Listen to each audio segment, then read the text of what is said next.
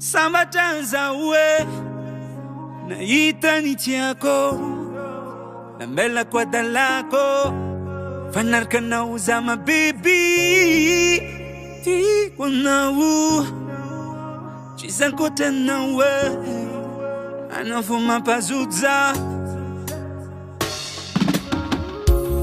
tungutando mande fatitani Ankila noza tiako milami Fiana kunanzar misdikani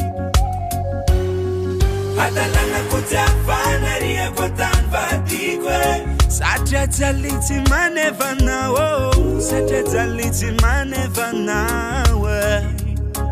Adalana kutafanaria kwa tanvatikwe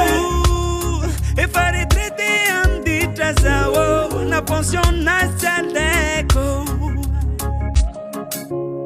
Nazuntiao ksana zano No mapasu tuminane Mana zapanyam spienako Chawa kuzen manakiana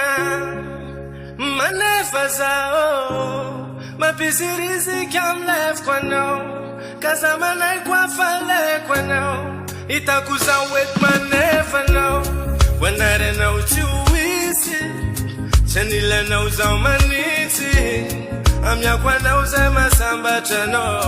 Amya kuchang titi Adalana kutafana ria kwa tanvatikwe Sacha zaliti manefano Sacha zaliti manefano Adalana kutafana ria kwa tanvatikwe